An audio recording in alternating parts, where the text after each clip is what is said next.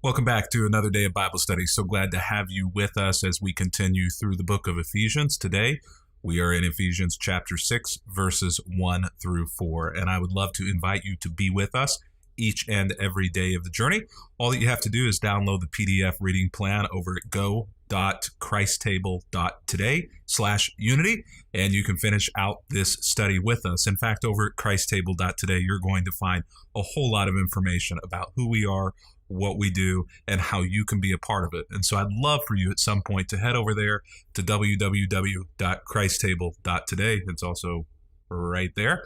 And check us out and sign up for our email list while you're over there so that you'll know everything that is going on. But there are two things that I want to make sure that you are aware of. First of all, tonight, if you're watching this on the day that it airs, either live or by delay, I'd love for you to join us as we work through this book from tablet to table. It's an incredible book. It is an easy read. Each and every chapter is relatively short, succinct. You can download this on any e-reading device. And tonight at 9 o'clock Eastern, we're going to be discussing chapter 5. You can be a part simply by going to go.christtable.today/discuss. 9 p.m. Eastern. We'll be there and would love to have you a part of the journey. You don't have to read up to chapter 5. Just read chapter 5 and join us. And one of the really cool things is the author of this book, Dr. Leonard Sweet, is going to be with us. I guess it's 2 weeks from tonight. He'll be on it's not October yet, on September 15th. He'll be with us at 9 o'clock p.m. in order to do an hour-long Q&A on this book. And so we'd love to have you be a part of that. And so join us on that journey to get to that point. Another thing that we do around here at Christ Table, if you've been around for a while, you know this. But if not, then I want to let you know that what we do is every couple of months, we send a resource box in the mail that is packed full of fun things, mission things, spiritual development things, family-related things, and it is a really incredible box, and we send it absolutely free. You can't go out and buy it. We just give it away. We send it for free to anybody who's a regular donor of Christ Table. And so if you would love to be a part of receiving that, I can tell you this one is the best one I think that we have pulled together yet. The resources in this one are amazing. There's going to be a Bible study in there. There's a book for a book study in there. There is a free gift in there that you're going to enjoy. Actually, there are a couple of gifts in there that you're going to enjoy. One of them is tied to missions in Guatemala, and I am super duper excited about this. And so all that you need to do to get that is go to christtable.today, become a supporter of us. And I'll tell you, if you'll go ahead and do it now, we're still, about 3 or 4 weeks away from mailing this box to you. If you go ahead and do it now, I'll actually send you last month's box as well. So you're gonna get 2. We'll send you the one that just went out a month or 2 ago, and then I'll make sure that you're on the list for the October one. And all you need to do is just sign up to be a regular donor. And I'd love it if you would make us a part of your generosity plan. Well, why don't we just go ahead and jump into Ephesians chapter 6, the first 4 verses. When we come to this section of the book of Ephesians, we come now to a topic that perhaps my kids should be teaching, but they're in school during this time of day, so they're not here. But it is focused on parents and children and their relationships. Now, in yesterday's study, we talked about husband, wives, and in general, marriage relationships, but marriage relationships specifically about husband and wives. Well, the reason why Paul goes there is because during the first century, the relationship between a man and a woman in marriage was very different than it was today. Women were property. Women had absolutely no rights. But Christianity and Jesus Christ gave women huge freedom, an incredible amount of rights as compared to other people in their neighborhood and in their community. And so Paul is writing here to the church in Ephesus, and he's saying, you have a tremendous amount of freedom as a woman and in marriages, but you need to probably make sure that you keep that freedom on the right path, under control a little bit. Now Paul is going to essentially do the same thing in relationship with parents and with children. Well, why does Paul do that? Paul does that because essentially children were kind of in the same boat that women were during the first century. Children were property. They had no rights. And the father in a situation, in a family situation, really had all legal rights to do whatever he wanted to his children. Now, that could go so far as to determine whether or not they received education. It could go so far as to determine whether or not they received support or finances. Actually, it went so far as to mean that the father could make a determination as to whether or not that child lived. At birth, oftentimes in the first century, if it was a female who was born, the father would simply say, I don't want a girl, would abandon the child, or could legally have the child murdered. In fact, I found this write-up in the book of Ecclesiasticus, which is from that time period, and I want to read it directly. And so I'm going to look over here at my computer on the side, just so that you will get a sense for what it was like to be a child and to be a parent during those times. It says, in the ancient world, a father who loves his son, now here's where the quote begins, a father who loves his son will whip him and beat him often while he is still a child.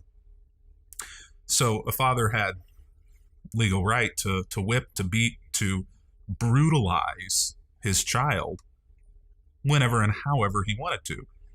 Doesn't stop there, though. I want to keep reading. A father should not pamper his son. A father should not play with his son. A father should not share in his laughter with his son. Being a child in those days was very tough. In the world of Christianity, though, that was very different.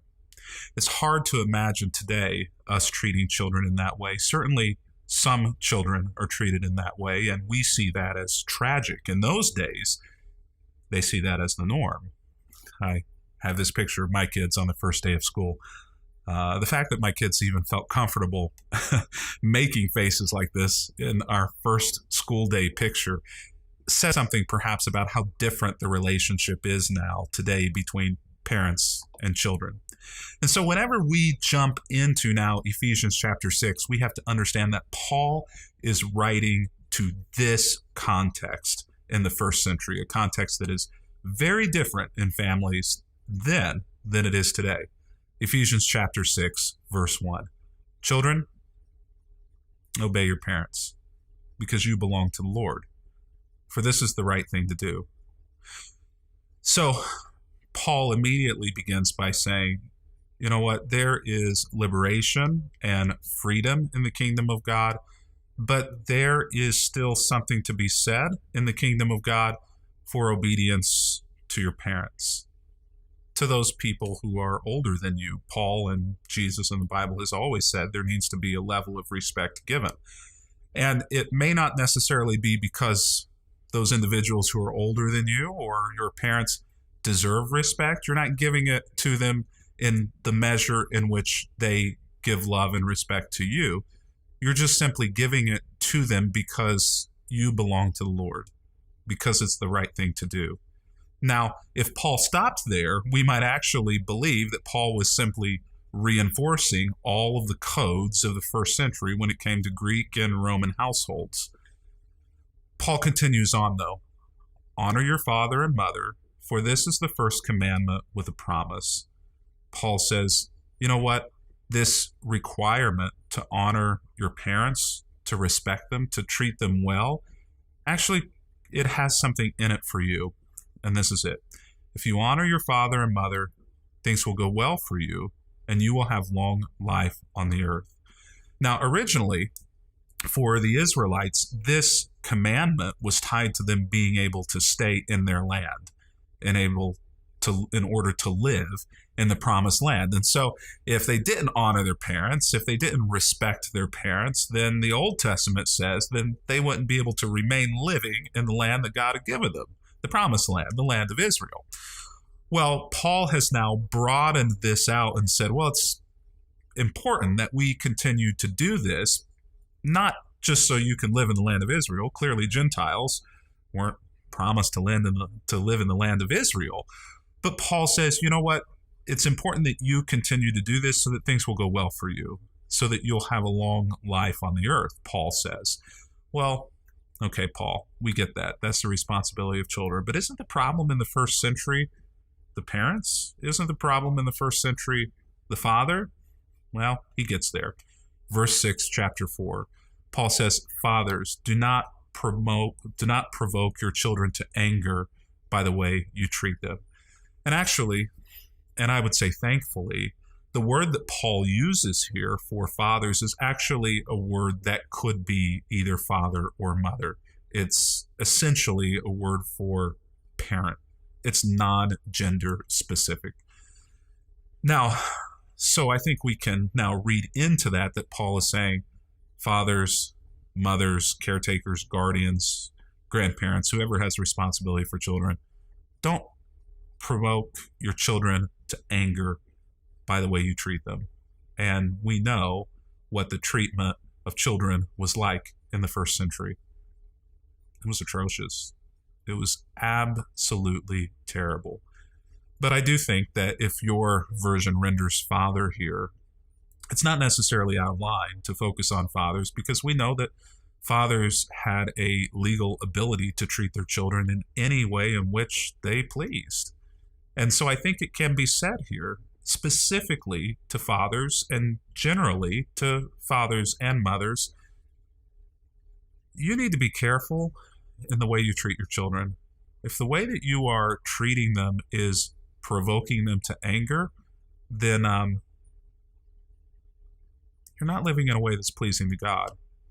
Now, when we hear children, we think young children, but the truth of the matter is that in that culture, in that time period, children were still beholden to their father and to their parents, but specifically to their father, no matter what age they were.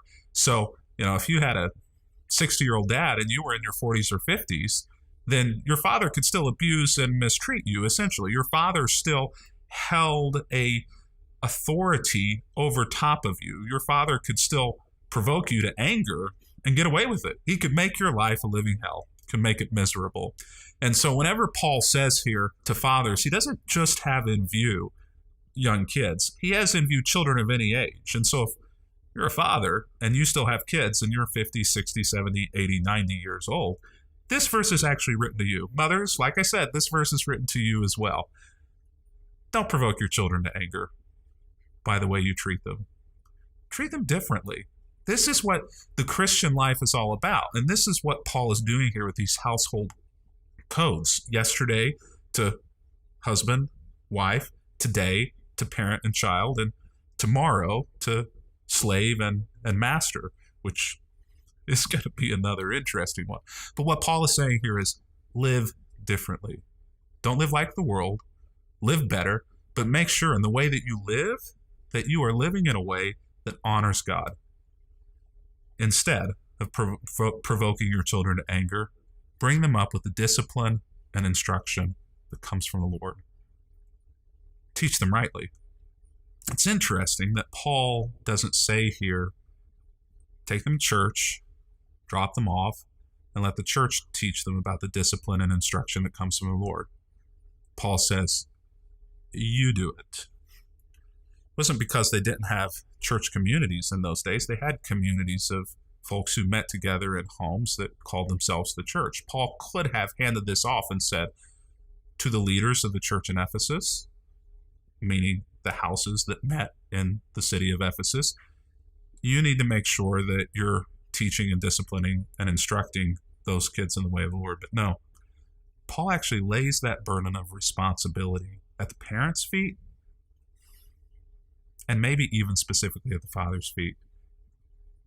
Moms, dads, if you're relying on the church, grandparents, if you're relying on the church, on pastors, on children's teachers and children's workers in order to teach the practices and the knowledge of Jesus Christ and of faith You're failing.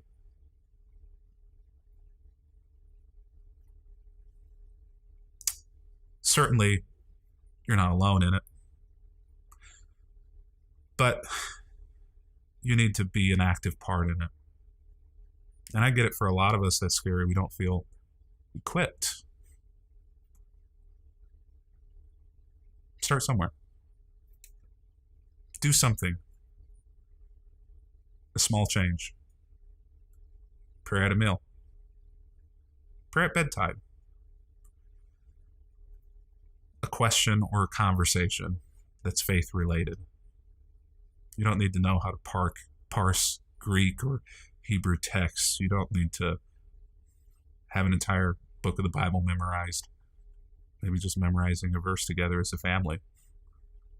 Choosing a verse and saying, this is our family verse, and then memorizing it and saying it each night at the dinner table. I don't know. But take a step of ownership. See where it goes. Maybe you'll take a second step. Maybe you'll take a third step. Maybe even a fourth step. And before you know it, you're going to be hitting it out of the ballpark. Now, the cool thing is, we're here to help you. ChristTable.today. And I encourage you, take a look, check us out, become a part of what we're doing. Part of our mission is to help you lead your family. Come be a part of us. It's been great to be with you today. Looking forward to being back with you tomorrow as we continue this crazy section of the book of Ephesians. But until then, happy reading.